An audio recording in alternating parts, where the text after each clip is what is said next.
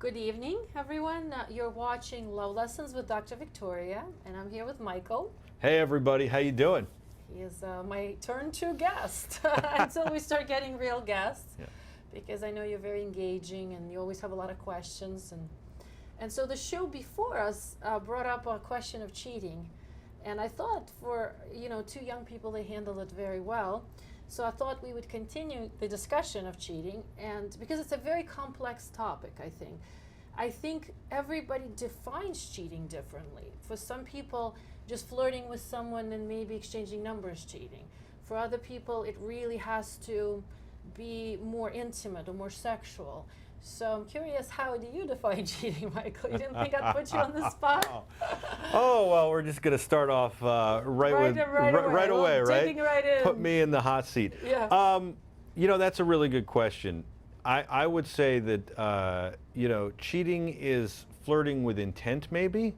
If you have the intent to do something, that is often considered cheating. I think it's, as you said, different for different people. My definition, I think, would be what I think most guys think, and that's when you make physical contact, you cross the line in a sexual way. Okay. Hugging you hello or goodbye is not cheating. Okay. But if I'm making sexual contact with somebody else, kissing them, caressing them, massaging them, okay. that's crossing the line. That's cheating. But there are so many different things we have to think about today, Yeah. even with cyber, with sexting and Right. cyber. Well, what about sending nude pictures or suggestive photos? Would that be considered cheating? I think so. I want to thing. step back for 1 second and say that I don't think we ever thought about this. What was cheating? I thought we had a strict definition until Bill Clinton. Until Bill Clinton said, I didn't have sexual relations with that woman. And oral sex didn't constitute cheating. Right. Then we never really said, well, what is cheating? We just had this strict definition of it being some kind of sexual contact. So now we've evolved and continued to evolve, and now we look at things like, well, what about sending nude pics? Yeah, I think if I send nude pics to somebody, it's cheating. Even if they don't want it, I think it's cheating. But what if I get sent nude pics and haven't asked for it? Right, and then what if you sort of say, cool? I mean, are you supposed to say, I don't want them, not open them? I mean, it's interesting because I've met women I think view cheating a little differently than men, maybe in broader sense. Right. And here's a study that I'll tell you. I would say that men would say it has to be sexual content. That's what I believe. You're right, and there was an interesting study that they did, of course, with college students, because college students are always the subjects, where they asked men and women, what is cheating? Would you rather your loved one had an intense emotional connection, shared deep secrets, turned to that person when they're in need, but never slept with that person? Or would you rather your partner slept with that person, but had no emotional connection at all?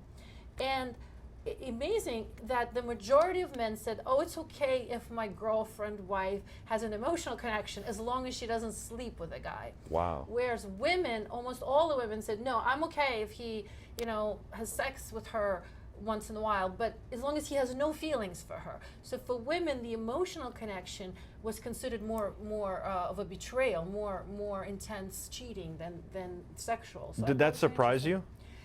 That study came out when I was in graduate school getting my doctorate, and at that time I think it was a little surprising.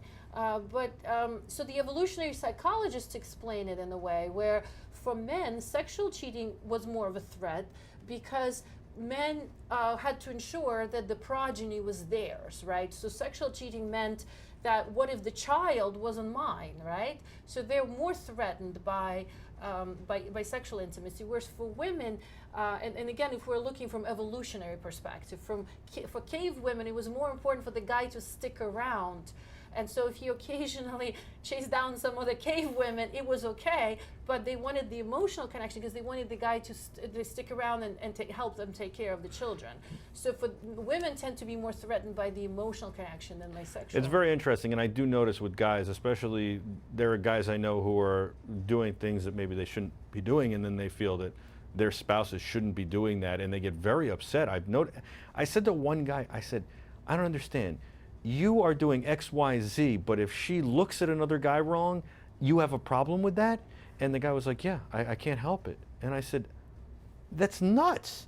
You're doing X, Y, and Z. Why is it okay for you, but not okay for her? And he said, it's just different. And people have double standards, I think. Why? But you have to realize that, well, first of all, the whole thing, some people get jealous if their partner looks at another person. I tell them it's ridiculous. Everybody looks at other people. Some people, what you don't want is for people to be disrespectful. You don't want to oogle, you don't want, if you're with someone, you don't want to be disrespectful to that person by obviously and blatantly checking out other people.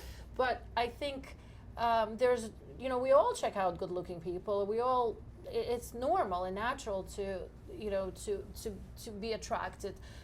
Yes. Mark said, "What is X, Y, and Z?" It's basically first base, second base, third base, and maybe rounding third for home.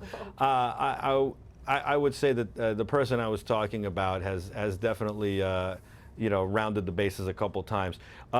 If that clears it up. So for you, in your mind, you asked me, from a doctor's standpoint too, from what you do, what is cheating? Is sending pictures cheating? Is flirting cheating? Or does it have to be sexual contact? See, I think for each person, each couple defines it differently. There are couples that are okay. It depends on their communication. There are couples that are perfectly fine with checking out other people or contacting them, or it really depends on their communication.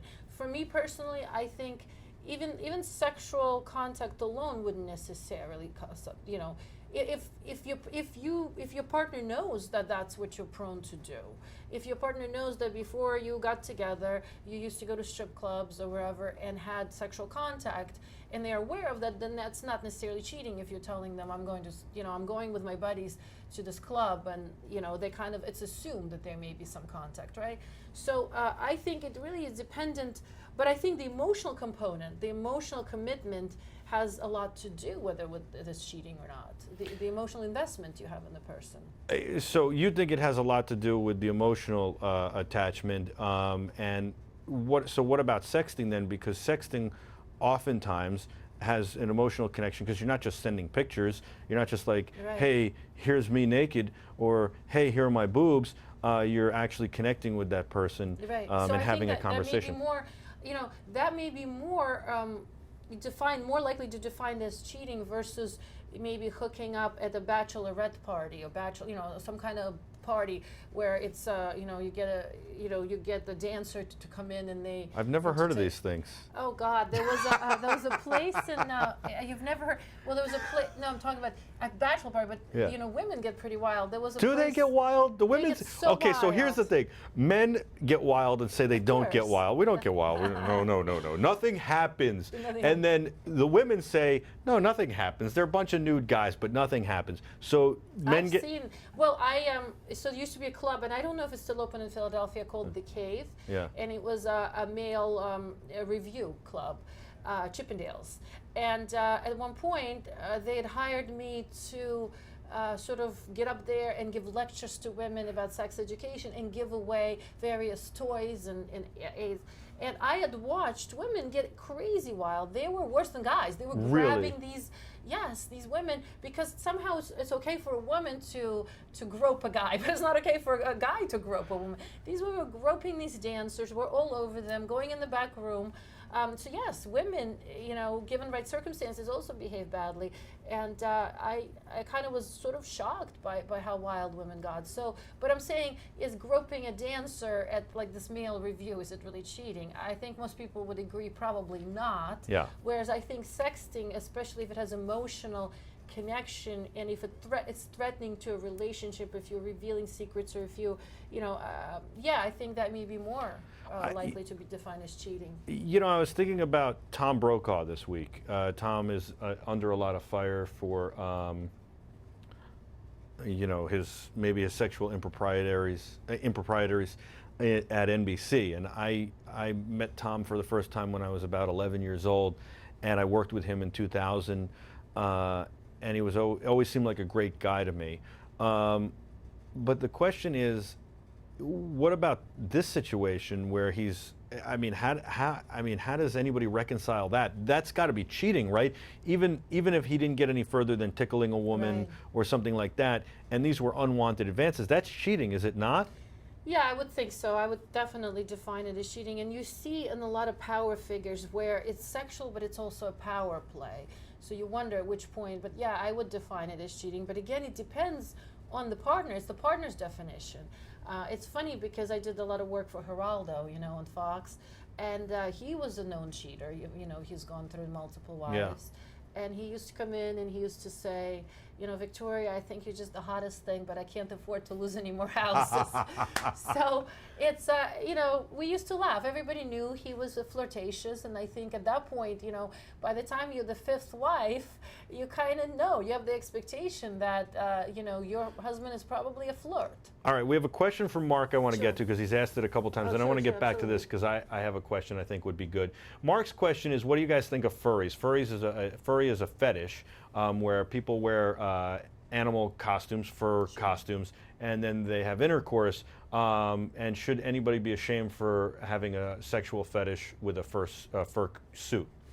I don't think so. I don't think anybody should be shamed for having any sexual fetish as long as we go back to it being two consenting adults. Right, and it or being more, but as long as they're consenting. Right. So I don't think there's anything shameful about that. Nobody's getting hurt in this, and if that's somehow pleasurable, why not? It's. I would imagine it's a form of role play. Is that true? Yes, I think role play is healthy and fun, and dress up is interesting. So I don't see why would you be ashamed of that. I think it's it's a continuum. People say, well, what's normal and what's not normal. It's obviously a continuum, right? It's not. There is no black and white. Most of it is shades of gray. Right. As we know, so Maybe run the air conditioning if you have the fursuit on. yes. Soak says you look very nice, Victoria, which I agree. Well, thank you. And think that that's a very nice comment. And Mark said thank you for helping It's with his always life nice. decision. Yeah, that's great. It is, Absolutely, yeah. that's what we're here for. So then they're asking about scalies, which I guess is reptiles. furries as reptiles. I guess it's the same answer, right? Look, as long as it's two Yeah. consenting or more than two consenting adults, enjoy yourself. Yeah, Woody Allen was big on that. I don't You know what he understand. said? I don't understand. What did he say? He said, a sex between a man and a woman is a beautiful thing, as long as you're between the right man and the right woman. I love Woody That's a great Allen. line. He's great. Yeah. So he had some good one. I don't understand. Why wouldn't we want to have furries? It doesn't make any sense to me. I mean, we would go over here and we would. That's my Woody Allen impression. Woody It's Allen terrible. is- Yeah. is- He's always like a very nervous. He is. He's a very yeah. neurotic kind of Nebbishy, way. yeah. So, we were talking about cheating and what's crossing the line, what's not crossing the line. We talked about, strip clubs and kind of, I mean, look, a lap dance I don't think is, I would say is not cheating. Right. But again, I've also met couples where women have very strict expectations, usually women, and some women consider watching porn cheating, and Yeah. they'll be very upset about that. So if you're upstairs, waiting on your husband, to come in bed, and he's downstairs watching porn, some women will think it's cheating. Well, okay, so I have two questions here because you brought up the porn question. Sure. And then I have another question which goes back to before, but with porn. Is there any thought in your mind that porn either desensitizes us, I hear this a lot lately, or that porn makes us want more crazy things? So like, okay, now, a like girl, a slippery slope right? kind of Like, thing, and yeah, a yeah. girl doggy style is normal now. I've seen that, and I want this from, because I need more. Well, I think, it could be, I think it depends on how much you use it and what kind of porn you're looking up, right? So I think that if you're looking up like not normal, consensual, non-body harming porn, I think it could actually be good for the relationship. You could learn a lot, you could learn techniques, you could become a better lover. I think if you're watching a lot of it, it could desensitize you. It can also cause autoerotic orientation where you're so used to having, pleasuring yourself, in front of the screen that it's hard to translate it into a relationship, in relational sex. So it's in moderation. It could be, and I think in pretty much anything is about moderation, right? If you eat too much, it's overeating, right? So it could be used in moderation. Again, it's also the type. I mean, some people get curious, start looking up odd stuff, and sometimes you can condition yourself to like odd things. It's a kind of. Is that really true? You can literally go, this repulses me. Let me watch it again. That's not so bad. Let me watch it again. I kind of like that. Well, Let me watch it again. I really like that. Well, I don't think it's quite goes from repulses. I think it's sort of, okay, I've tried this. Well, what about if I take it a step further? And then what happens is called masturbatory conditioning, where your brain starts associating a specific stimuli with arousal, right? So you can actually condition yourself, just like there was masturbatory reconditioning, where you can sort of, I mean, at least hypothetically, sort of unlike certain behaviors and condition yourself to like more mainstream things as well. We got a couple of good questions. Sure. I'll hold my other question for a moment. What about BDSM? And the next one I'll remember as well. What about BDSM? Well, I think BDSM is becoming more and more popular. I mean, with the Shades of Grey, the trilogy now, I think it became more mainstream. I mean, it has been it has been becoming more and more mainstream, and I think the 50 Shades of Grey really took it really mainstream to the point where every teenager's watched it. And I think again, for the right people, it could be very liberating. It could be fun role play. It could be great to explore. So I don't personally have any objections to that. And then what? The other question I thought that was interesting just passed us by, but what I think it was, what about anime? What about fictional or fantasy characters as pornography? Is that something, I guess, that's okay, or what do you think of that? Again, yeah, it's becoming, to me, all those kind of fetishes are okay as long as they don't become so obsessive that you're unable to have real relationships. Because I think most people ultimately want to have a real relationship with a live person. If you're obsessing over cartoon characters or or dolls or whatever it is, you may not be able to then easily translate it into a relationship. And ultimately, it's not. Yeah. What about the idea of these? Sorry, didn't mean to cut you off. Sure, no. What about the idea of these anime characters sometimes being ridiculous, like the breasts being so big, the butts being so big that then, can you like find a woman that you feel attractive because now you're only looking at that and you're looking for something that's not real? I think as long as you can separate fantasy from reality. But you also see that life is imitating art now. You see more and more women getting plastic surgery, and men too. Right. I think if you look at the statistics at the way the plastic surgery is skyrocketing, you'll see all those butt augmentations, because Kim Kardashian started the J-Lo. Now, now it's probably most popular surgery. So I think there's art imitating life, and there's life imitating art, where more and more women are trying to replicate the characters. I saw a girl, we were doing a shoot the other day, and I saw a girl that literally looked like she had stuffed 2 basketballs back there. Yeah, it was, they were like perfectly round basketballs. It was unbelievable. According to Phoebe Raid, there's a popular porn star named Lady Fire. It seems that she only performs sexual acts with a single man, her husband. However, in other videos, her husband performs threesomes with other women. Would that be cheating? And again, I don't think it is cheating, because obviously that must be the agreement they have. And it's not just them. There are a bunch of couples in porn that have a similar agreement. Specifically that where a male porn star can perform with a number of women, but a female one can't. Again, it depends on the couple, whatever the agreement is. So that leads to my question perfectly, that I've been waiting to ask for a few minutes now. And the question is this. You talked about communication, Sure. You talked about cheating really is between the couple, right? So the couple has to figure out where cheating is. What happens, how do you have that conversation? What happens with that conversation? And what happens if one person says, hey, I think cheating is looking at another person, and the other person says, well, I think cheating is making out with another person? Right. I think it's an important conversation to have in premarital counseling. And that's something I do a lot, and I think we should have some couples that are about to get married, because you need to discuss it. And if one person has very strict rules, and is very uncomfortable with you even looking at another person, and the other person says it's okay to flirt, or it's okay, I would be okay if you made out at some party, obviously that's a core belief difference. Right. And like I said before, people cannot have core belief differences. When it comes to values and morals, if they're so incompatible, it's obviously going to be a problem. So again, cheating is not having sex with another person. Cheating is the whole idea of cheating, just like cheating on the exam, is doing it without your partner's knowledge, right?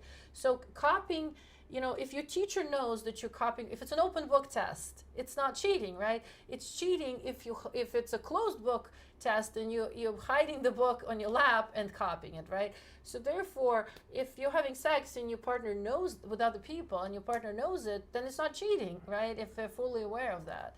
It's only cheating if you're doing it, if you're hiding it or doing it behind their back.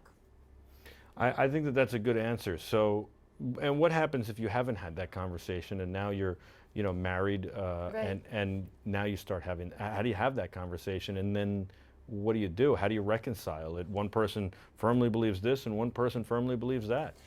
Well, it's like anything, people need, I always say the relationships are about compromise and cooperation, and it's the only way it's going to work. You're not going to come to the table of a relationship with the same viewpoints and same values. It's inevitable that you're going to have differences in some arenas, and you have to compromise. And ultimately, that's the decision you make as a couple. I mean, you'll see, couples have been together for a long time, 20 years. One person may say, let's open this relationship up a little bit. Maybe we need to do a little more. Maybe we'll go to strip clubs together, or maybe we'll go to a hedonism resort and check out other couples making out or something like that. You see that, and some people are uncomfortable. But I mean, if that's the cost of keeping a relationship alive and connected, right? So I think it starts with communication. And you feel, you've said this before, but you feel that if one partner really wants something, the other partner, as long as it's sane, healthy, won't hurt anybody, should maybe try or at least think about trying something. Yeah, I think so. I think the idea is you have to be open-minded in a relationship, whatever it is, that you can't come with pre-existing notions and expect your partner to have the same beliefs that you do, right? You have to be able to open your mind. So somebody's asking, do you believe in polygamy? And it's an interesting question. I would call it polyamory, which is a little bit different. So polygamy obviously refers to multiple women. Well, and I think, doesn't polygamy also refer to multiple marriages? No, Just multiple women. It's multiple. Yeah, it's usually Okay. polygamy is. So polyamory is a little different concept. It's where the couple agree that they can love other people and include them in their love circle. So there may be, there have been relationships like that. Where they decide to include other people. So polyamorous relationships often work well. So I have a friend who is dating a girl, but secretly is feeling for a body pillow with a thick anime girl. He doesn't think he's cheating. Well, I don't really think that that's cheating personally, or anime. I don't think you can cheat with the object, Right. with inanimate. I mean, I don't think if you get attached to an inanimate object, I don't think it's cheating. Look, I have a huge crush on Justin Trudeau. I think he's hot. I think he's amazing. I wish he could be our president. I think Canada's so lucky to have him. But I don't think me looking up Justin Trudeau's striptease video, I don't know if you knew he did the striptease video, I don't think that's cheating. You know what I Right. mean? That's simply just me crushing on on Prime Minister of another country. But what if you now thought that this pillow was Justin and you had a relationship with this pillow? Is that cheating? I think I would need antipsychotics if I did that. I don't think it's cheating, but I do think. I think you're right. I think There are people who have relationships with inanimate objects, though. Is that But I true? don't think there's anything wrong with that. I mean, I think people get attached to. I mean, Matt in the objects. other room, in the control room, loves the car. He loves his car so much. I don't know. I think a lot of people love their cars. I think. I do, yeah. I think it's okay. You have my permission to have relationships with inanimate objects. So, again, as long as it's not to the point where you can't have a relationship with a real person, Right. because ultimately our goal is to couple with a real person. Right. What do I think of bestiality? I'm not a fan of bestiality because guess what? Because animals cannot consent, so I'm not a fan. And of it's that. it's illegal. It's illegal, of Yeah. course. But Yeah. even if it was legal, it's a non-consensual. Right. and it is weird. I'm sorry. That's it's very just weird. Yeah. So, what I think of the new Battle Pass? I'm not sure I know what that is. I think that is a video game, possibly, or something with a video game. I'm gonna have to check it out. Have you seen the guy from Mice Change Addiction? He was dating his car. No, I haven't seen it, but I had seen. There have been cases of people who have attached to inanimate objects, people who had married bridges and, various buildings and. So seems so crazy to me. I'm sorry. It is, but I just think, look, some of it may be publicity, some of it may be fear of real intimacy and real attachment. So. What do you think about? So, what about sex dolls, robot sex, any of these things? How about something like the Fleshlight? Are any of these things cheating? No, I don't think so. I don't think sex toys is cheating. I don't think robots. I mean, having a real doll. I still don't think it's cheating. I think it would be kind of insulting to your partner if your real doll, is not you. Yeah. I think if you're gonna have a real doll, it should be a real doll version of your partner. Right. I think it's a little bit, kind of slightly insulting. But look, if your partner is consenting to that, then that's fine. I can't even imagine that conversation. Honey, did my real doll come today? Yes, it's the Jenna Jameson real doll, and I can't wait. And tonight is the night. So I hope you enjoy yourself. Maybe go out with some friends. In the meantime, I'm going to get down with Jenna. That would be a weird conversation. This question came up first. And remember the show Nip and Tuck? Yeah. Yeah. That was what popularized Real Doll, as he had a real doll of her, but whatever. But anyways, let's see. Not many people can afford it. It's like $2,000-$3,000. Yeah, they're expensive. There is a kid in my grade who likes his cousins and believes incest is cool, but people think he's a freak. Do you think that his kid is right or wrong? Well, first of all, I don't know the first cousins, second cousins. Cousins. I've seen a lot of people who went out with their second, third cousins. So I don't know. Again, it's one of those things that's relative. Do you know Albert Einstein had married his first cousin? I didn't know that. Yeah, so I don't know how weird it is. It's common, believe it or not, more common than you think, especially in history if you look at it. So Albert Einstein left his wife and 2 sons when he moved to the U.S., never seen his sons again, and married his first cousin. Wow. And lived in Princeton. He was a professor at Princeton as a museum with his first cousin and another first cousin. They took care of him. So it's. I think Elvis married. Yeah. So or was it? No, it was Jerry Lee Lewis. Jerry Lee Lewis married one of his cousins. Right. So it's. I don't know how weird it is. In the weirdness scale of weird, it's not so weird. But can you put an anime girl into a robot and then date it? I'm not really sure. I mean, you could probably have a real doll created to reflect an anime character. Probably. I don't know. If not, it's coming. I know there are guys who are really excited for robot sex. I'm not. I'm not interested at all. But they think that then a lot of them think they don't have to have a relationship with a woman at that point. I guess if you don't want to have kids, you don't necessarily have to. You don't have to. I think ultimately, though, all of us kind of crave attachment and belonging. We might not be aware of it. We might be scared of it. But in the long run, the true happiness comes from relating with other people. But I don't think there's anything morally wrong with dating a robot. I just it's a stage maybe. But ultimately, don't we all want some kind of real connection? Yeah, I would think so. I think that the connection is the biggest thing. Somebody say you think incest is good. No, I don't think it's good. I mean, I think, and in some states it's illegal, I'm sure. What I think is that on the scale of things that are, on the scale of sort of abnormal sexuality, and again, it's a continuum. And you were saying cousins, you weren't saying brothers and brother-sister, brother-brother, you weren't saying sister-sister, and you weren't saying parents. Right, exactly. We're talking about adults, again, consenting adults. But if you look at statistics, believe it or not, and there's some shocking statistics that shows that there are a lot of siblings that engage in as children in sexual play. So the statistic is staggering. I once looked it up and was really shocked. Wow. It just sort of happens, and then people sort of grow out of it, never talk about it. But it's more common than you think. Really? Between siblings, yeah. Wow. Sort of like sexual role play and sexual interactions. What do you do if you're a parent and that happens? And that's a tough issue, especially if you feel that one sibling is maybe predatory in some ways or a lot older. It's a difficult situation. But again, remember, these are children, and a lot of time they don't know what's right or wrong. Children don't necessarily know that this is wrong. They're just playing. So I'm not quick to pathologize things. I think that when it comes to sexuality, again, it's not like black and white. There's a lot of areas of gray, and you have to look at each individual case. What about step siblings, that are not blood relatives? What about adopted ones, So it's more complex than you think. Yeah, I mean, I think all the things we talk about related to sex are complex. I mean, and I don't like to say this is abnormal right away, because again, we're just fallible human beings. We make mistakes. We're drawn to weird things sometimes. So it's a case-by-case basis, and it's a continuum of what's pathological, what's normal.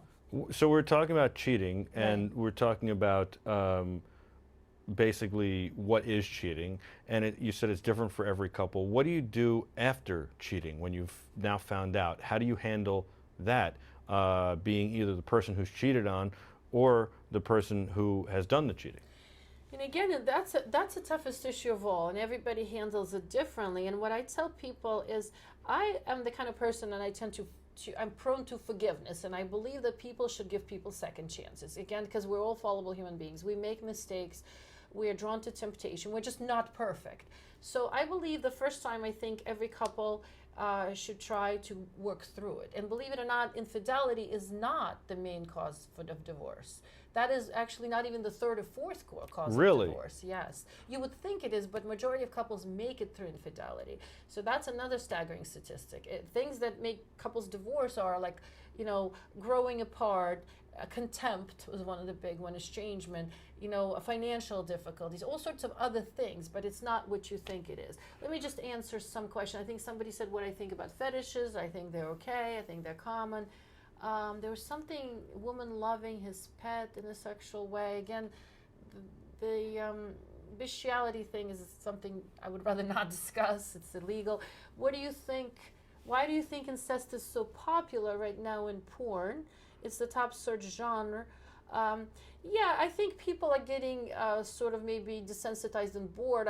The incest is common. The other thing that's very common is transgendered porn. It's a #1 search. So obviously, I think people are sort of getting tired of vanilla things, and they're sort of starting to look up a little more unusual things. Sure. And I think people, and that's maybe the problem with porn, is you do get desensitized if you watch too much, and then you're looking for the next high, the next thing that's going to be shocking.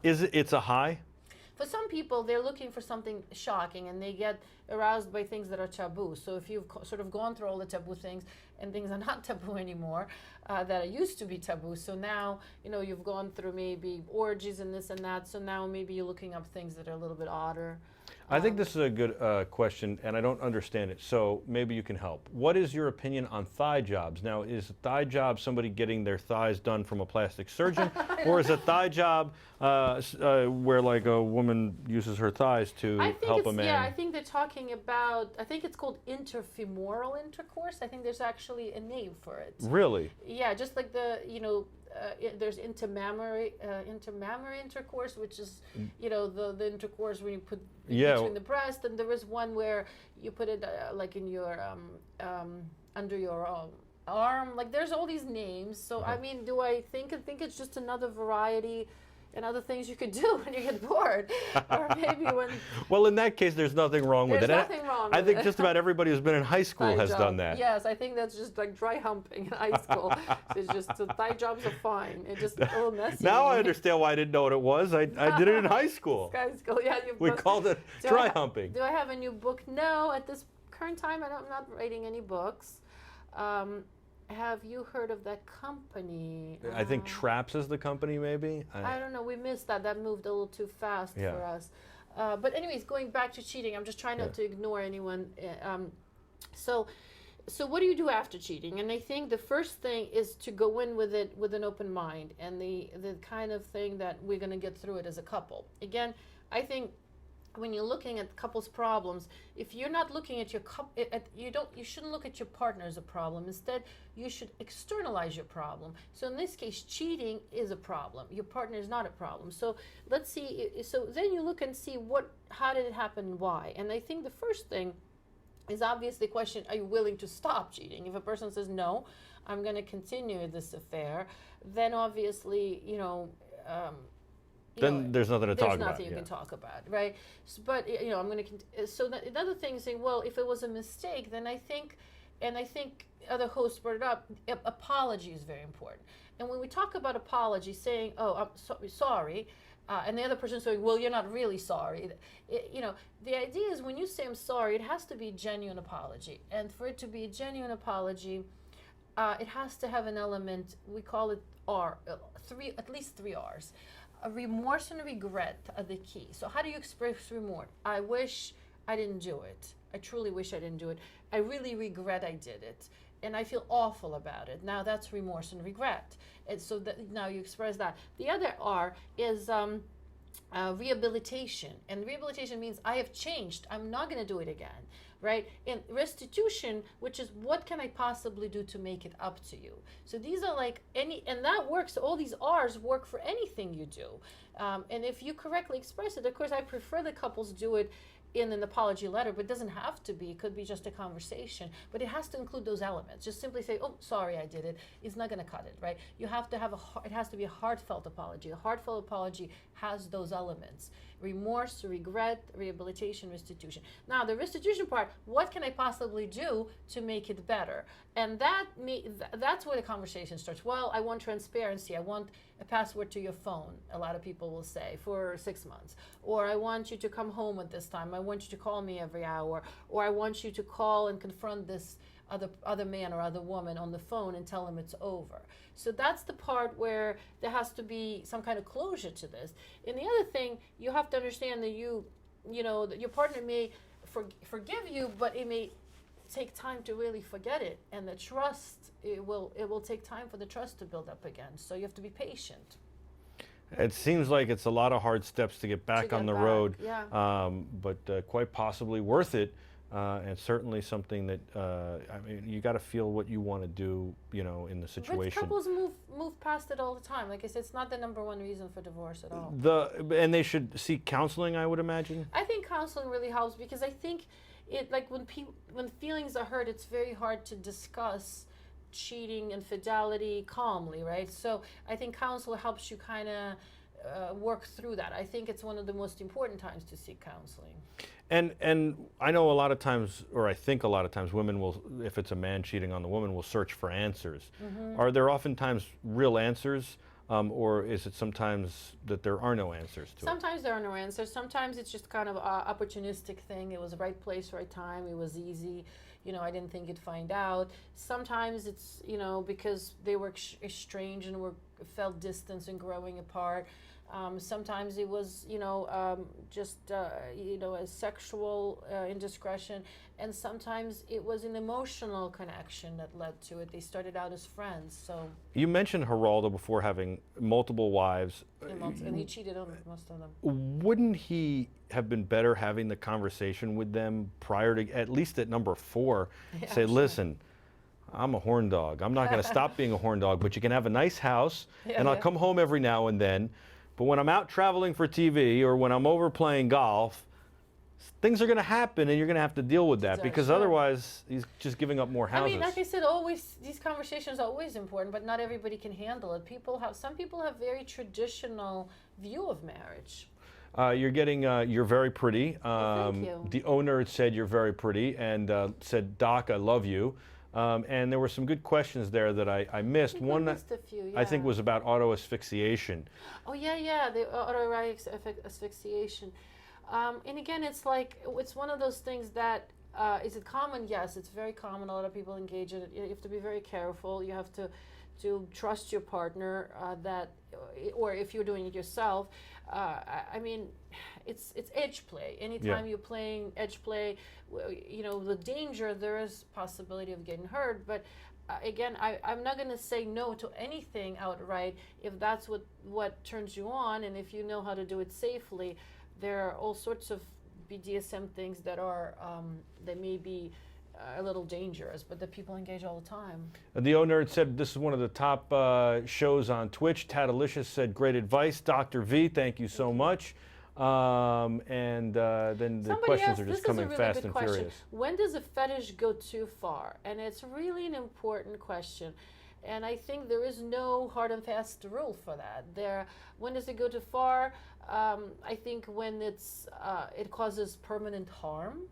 I think, if a fetish is such that, here's the ultimate example of a fetish that going too far. There were a few years back, this made the news. It was a German case, and I'm sure you can Google it. It shows up about one guy who posted, I want to be able to devour another guy in a sexual manner. And the other guy responded, I want to be devoured. So they get together, and the dominant guy then cuts off the penis of another guy, and they cook it and eat it together. And I'm not even kidding you. While the submissive guy is bleeding to death. Like, this is a well-known case. So eventually, the submissive guy died, and the dominant guy got prosecuted. And the court found that it was consent because he'd videotaped. This was on videotape, and he videotaped this guy saying, this is what I want done to me. I want to be devoured in a sexual manner. So I believe he was not convicted of murder as a result. That's awful. So that's when a fetish goes too far, obviously. Yes. And it is a really odd case. So there are examples like that. I think, again, it has to be consensual, but there's, and again, some people go to the point where they do engage in sort of body harming activities, but again, it cannot include permanent harm. That's what I was going to say. Doesn't it have to be somewhat safe? I mean, it has to be safe, so you're not going to lose an arm, a leg, exactly. An organ, or die. Right. Like I've seen where they like pierce people and stuff, right? Right. There's they hang by the hooks. Right. I think we've all seen pictures of that. Of course, I saw that when I freelanced at the New York Post. They were enamored with this. They used to put it on page 6 all the time. But I think that's probably too far. But also, like if somebody's okay with that, I think then. Okay, fine. To me, that's too far, but I think it's fine because it's not permanently harming. Right, not permanently harming. Right. But yeah, the hooks or maiming somebody. And maiming, yeah. So it's branding. I mean, people have their own ideas, and again, I think as long as it doesn't include permanent harm. What do you do if somebody is legitimately attracted to someone who is unavailable, married, too far apart in age, etc.? Is there somebody who's too far apart in age, as long as they're two consenting adults? You know what? I don't think so. Although research shows that couples are more likely to make it long term if they're under 10-year age difference. Consistently, right? So preferably under 5, actually, in terms of the statistics of the survival of the couple relationship. But you see successful couples that make it all the time. I mean, case in point is the French Prime Minister. He's 24 years younger than his wife. Macron, right? Yeah. And so she's 24 years older. She was his teacher, and he married her with 3 children. He never had children of his own. He raised her children. So obviously, there are all sorts of outliers, and if you see it working both ways. So I don't know how many age differences. I mean, there was a whole question of Hugh Hefner, when he was 96 and he married. I think she was 26. Yeah, right? Like that. Christy, wasn't it Christy, or was that no, that wasn't the last one? The very last one, yeah, something, I don't even remember her name, but they had like a 60 or 70 year difference. Yeah, it was a huge difference. Huge difference, and she seemed genuinely enamored with him. Was she like madly in love with him? No, but she said like he made her feel great, so, who knows? Do you believe that it is wrong for a 30-year-old man to love a 10-year-old girl to leave a to love? Well, first of all, 30.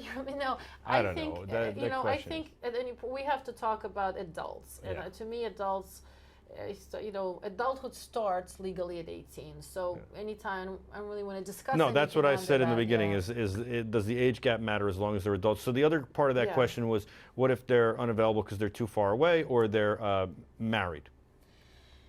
And again, I think, is it okay? I think it's a lot of times you see relationships starting out like that. Somebody falls in love with a married person, and then they develop a connection. I don't think marriage is not necessarily an obstacle if that person's unhappily married. Again, far away, that could be worked out as well. I mean, if you find love, go for it wherever it is. And Yeah. First of all, I want to say hello to the O Nerd. What's up, O Nerd? How you doing? And then Monster EXE, write that question again, and we'll try and get to it. I don't know what a trap is, so if you can explain what a trap is in the question, like that women would try to seduce other men with their convincing Oh, looks.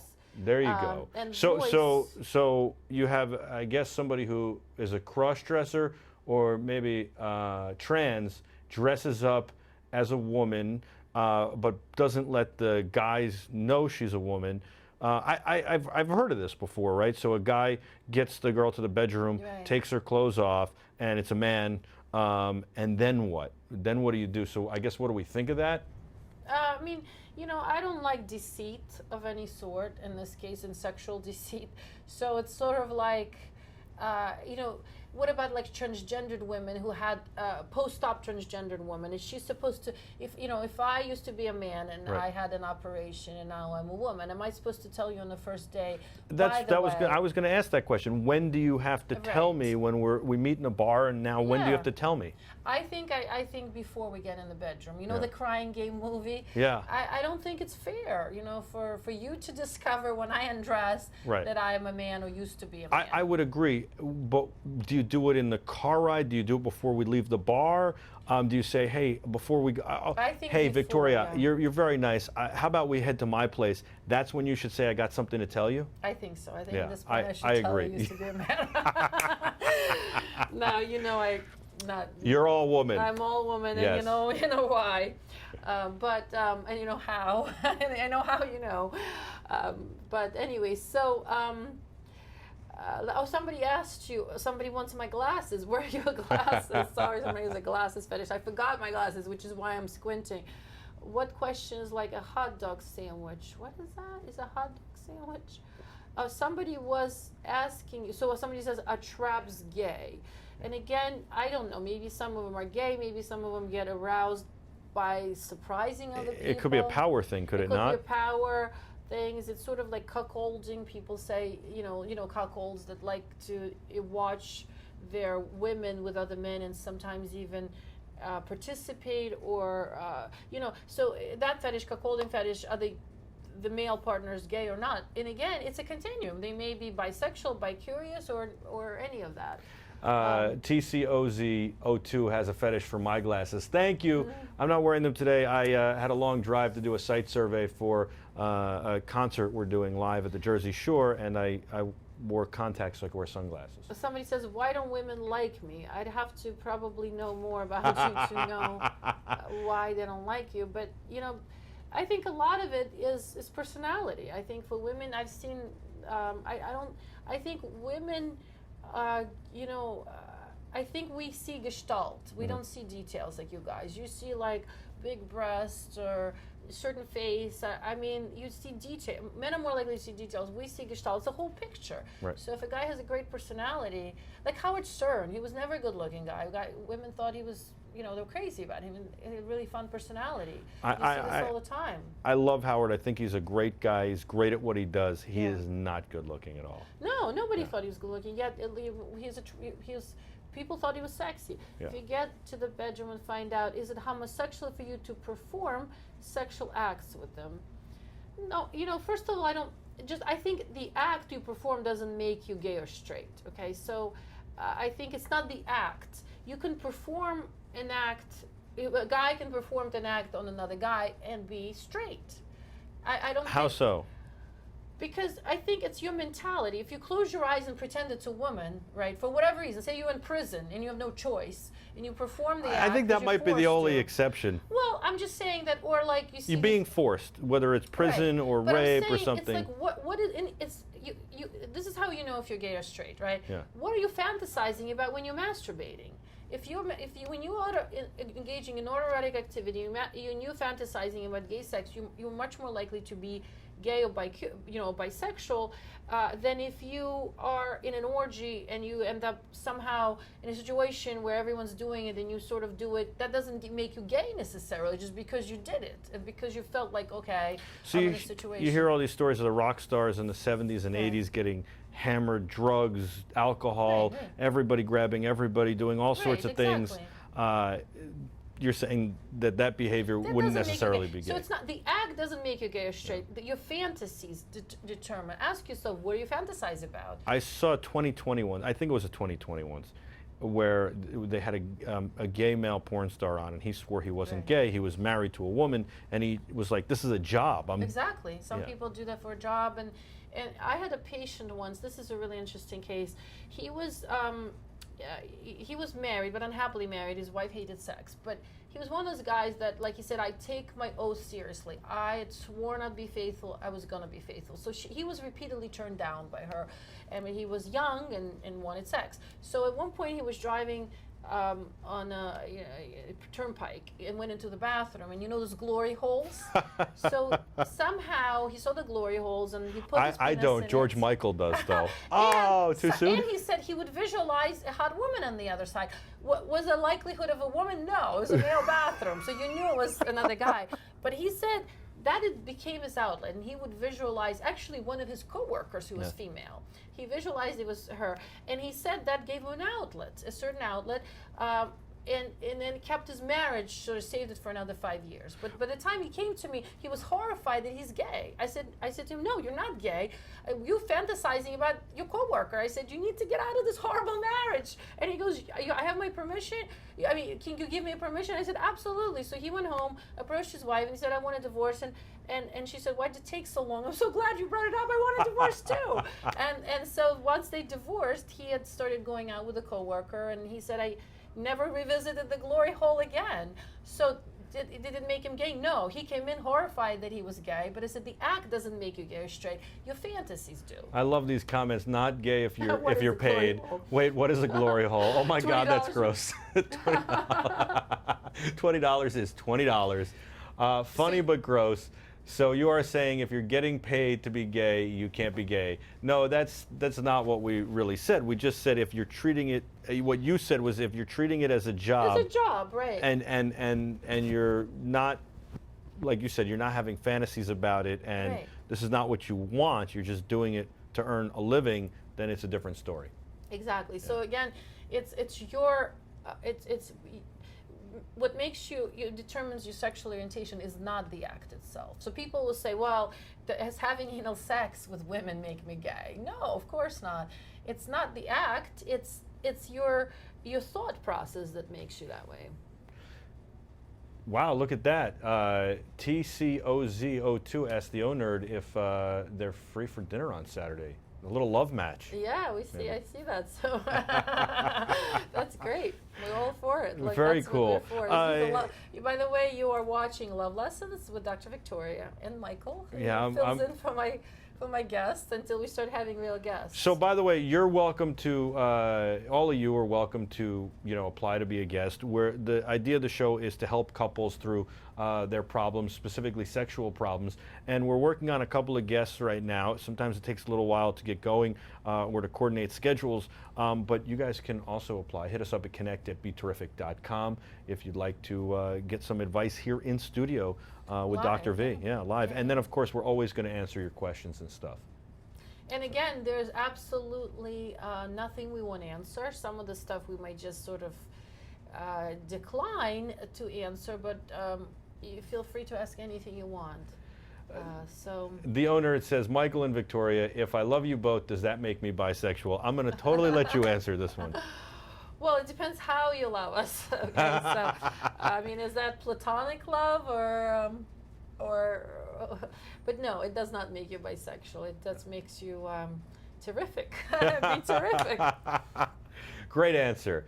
Talk about my hot girlfriend. If we knew who your girlfriend was, maybe. But I don't even think that that's fair. So getting back to the cheating thing for a second, right? What about the idea of now, let's say I'm texting with a coworker or somebody, and then I get from her a sex picture, a naked picture, or something risque, and I don't. You kind of alluded to this in the beginning. I don't respond. Stop that. Please don't send me pictures like this or whatever. Is that cheating? And how should I handle that? And again, that's a difficult one, and I think most women, most wives would consider that cheating. I would think if you didn't do anything about it, because obviously you're silently consenting to this, right?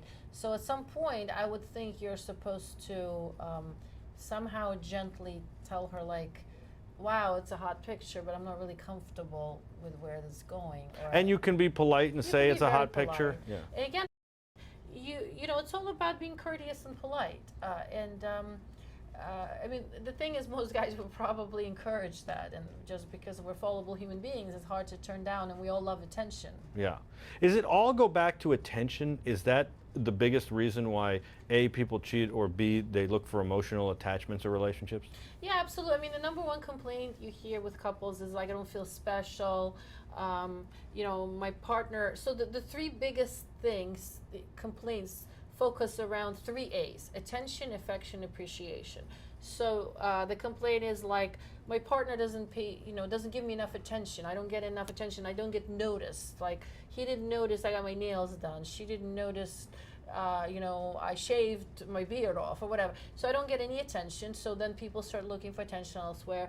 Affection is a big one, you know, hugs, kisses. I don't get physical affection. So people start seeking elsewhere. And appreciation, as you hear it all the time. She doesn't appreciate me. I make her coffee every morning. She doesn't even notice. You know, I clean the house. She doesn't, or I do all this for him and he doesn't notice. So the three things, the 3 A's, is really the glue of the relationship. Attention, you walk in, you try to notice as much about the partners, compliment them. Affection, hugs, kisses, hand holding, and appreciation is simplest thing. Thank you so much. Thank you. You can never say enough thank you or appreciate everything you do. Henry Martin, hey, how you doing? Monster EXE, send us an email, connect@beterrific.com, and we'll see if we can't get you an invite to our studio. How's that sound? Connect@beterrific.com. I think that was a great answer, and it really works, I think, both ways, right? So with men cheating and with women cheating. Yeah. I think if you get enough of 3 A's, attention, affection, appreciation from your partner, you're much less likely to cheat. Now, of course, we live in the world of there's a lot of temptations. So ultimately, I think it's also about the willpower. How much willpower? Some people have more, some people have less. So, Soak says, Dr. V, you are the most beautiful and intelligent woman I've ever seen in my life. I think that's a wonderful compliment. Thank you. You're so sweet. Please always be in the chat room. It's connect@beterrific.com, Macmillian. Well, we have a couple of people who want to be on live. Yeah. And yeah, absolutely. Connect@beterrific.com. We'll see if we can set you up. How's that sound? Sounds great. Yeah. So, and a lot of great compliments. Yeah, today. Well deserving, by the way. Well, thank you. You're so sweet. So I think that, you know, the bottom line is that you have to talk and communicate. No matter what you're doing, communication seems like the biggest key. It is the biggest key, both, I think, pragmatic communication and particularly sexual communication, because I think a lot of people have hidden fantasies or desires and they're afraid to express them to their partners for fear of being judged. So one of the important things is to express to your partner this unconditional acceptance. I'm not going to judge you. You can share it with me. Doesn't mean I'll engage in that fantasy, or doesn't mean I'm going to do what you know, or I'm going to indulge you. However, I'm going to offer this unconditional acceptance. I'm going to say, you know, I understand and I get it, kind of thing. And as a therapist, you have to do that kind of as well, right? You have to listen to people unconditionally, kind of not judge them. Yeah, and that's one thing I'm really great at. I don't judge anybody. I know we all have our quirks and skeletons and issues. So I think if you think as people, we should stop judging each other and should accept each other the way we are. What have you? I mean, have you had anything that you've been like, wow, I hope I had a good poker face there because this was so odd? I have. And some of the stuff, I'm not like the glory hole. I'll be honest with you. When he first brought it up, it was sort of hard for me to react to that. But then I realized, okay, I get it. You know, if you are that committed to a relationship, but yet you are a young guy with needs. And this seemed like a logical solution. I get, you know, I get my sexual needs satisfied. I don't know who's on the other side. I can envision whoever I want. I mean, it's not so far-fetched. But yeah, I've heard things that I've heard some things that made my skin crawl. Yet I take a deep breath and say, you know what, we're all just, we're just human beings, and we make mistakes, and we have our own issues. So yeah. TCOZ02, thank you so much. TCOZ02 is cheering for us. Thank you. It feels that we're doing a great job. It's interesting that you say that, you said, you went back to the glory hole and you said the guy was just getting his sexual satisfaction. You imagined it was somebody else. And I remember back to the early days of my work in reporting, and I had a camera guy. I kid you not, he told me, we were out one night and he said, what about that young lady? Would you go home with that young lady? And I said, she's not my type. And he said, I would. And I said, really? She's rather large. And he said, I have a rule. If she weighs less than my car, a hole is a hole. And I could not believe it. And he went on to further tell me that on his ceiling, he had a Cindy Crawford poster. Yeah. And he would stare at the poster the entire time.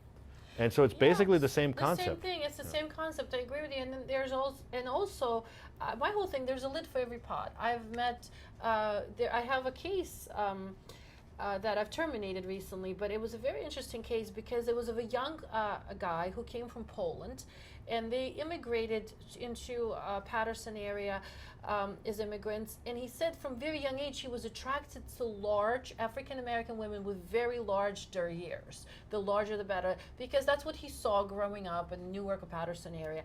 Now his parents were Eastern European immigrants, and they, of course, were not comfortable with this situation. And they expected him specifically to be with this girl who was also Polish, and they were best friends, who's beautiful. And he said, so now we're like in their 20s, we're dating. Everybody expects us to get married because our parents are best friends. We were best friends, and we look like a perfect couple. There's only one problem. I cannot get aroused at all. He said, even when I take Viagra, I cannot perform with her. Because all I do is fantasize about large African American women with large derrieres. And he had showed it to me, and he thought I would be so shocked. I mean, it's nothing shocking to me. He had showed me Instagram photos of various women, and they were indeed very large. The way he liked them, extremely large. And he said that the sad part is that this woman was in love with him, and he said, and I loved her, but I could not get aroused for her. He said, I came up with every excuse not to have sex with her, including getting drunk every time I'm with her. Wow. So what makes you terminate that? How do you get terminated? Well, eventually I terminated because we worked it through, and I said, the idea was just accepting this is your life. Just because your parents expect you to marry this girl doesn't mean you should. I mean, you're an adult, and at some point you have to take ownership of your life. If that's what you're attracted to, then that's what who you should be with. And I said, maybe over time. He said, well, but my parents will disown me. They'll be horrified. And I said, well, they're your parents. You will be surprised how accepting your parents can be. And maybe it doesn't have to be as big as your fantasy, but maybe some compromise where you could still get aroused for this person, but they're approaching your fantasy. So I sort of encouraged him to. I encouraged him to break up with a girl because it wasn't fair for her. They were in their 20s. He couldn't perform, so he wasn't having sex with her. There was a sexless relationship. He was just sort of dragging this out. They had great pictures on Instagram for everyone to see. Poor she girl. was a very thin, beautiful girl, but just wasn't his type. Right. So I terminated because eventually he started going out with the kind of women he liked. And was that working? And it was working for him, and he was aroused, but he still, at the time I knew him, he still didn't confront his parents. But I felt the part where he was accepting of his sexuality was fine. I mean, he had alcoholism problem because he was trying to mask his issue by drinking all the time. So I told him he needs to see an addiction counselor. I'm not an addiction counselor per se. That happens a lot? That happens a lot where people who are unhappy or who can't accept their sexuality will turn to drugs or alcohol too. And eventually, you eliminate the sexual component, but unfortunately addiction remains. Somebody wrote a good comment before that passed by, and that was that we were talking about glory holes. Right. Glory holes have, as far as I've always heard and known, been hotbeds for disease, STDs, are very risky. That's true? That is true. Of course, you don't know who you're having sex. It's extremely promiscuous. It's usually unprotected sex. I mean, yes, I would say so. It wouldn't be the safest activity out there. I mean, is glory holes as unsafe as, say, unprotected anal sex? No. I mean, on a scale, again, it's continuum, but it isn't safe. Yeah. The owner says, don't do it.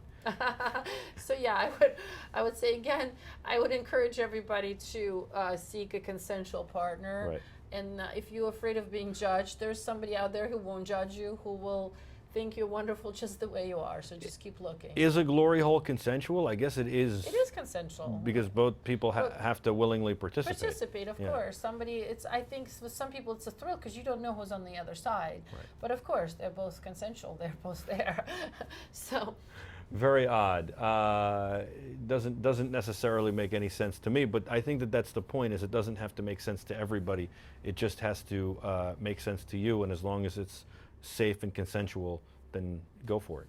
Right, exactly. So again, and again, it's everything is a continuum, and it can get extreme, I would think, but you have to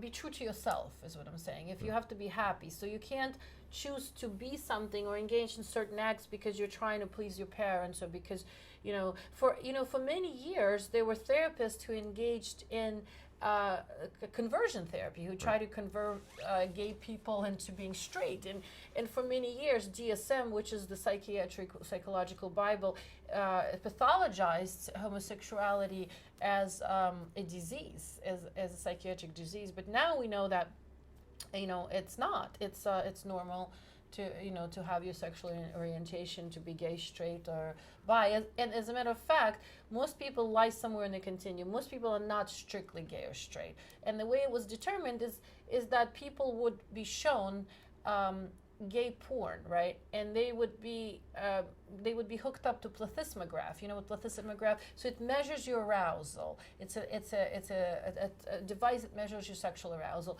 And surprisingly, people would fill out questionnaires, say, I wasn't aroused at all, I hated it, I was completely averse to this. Yet the plethysmograph would clearly show arousal.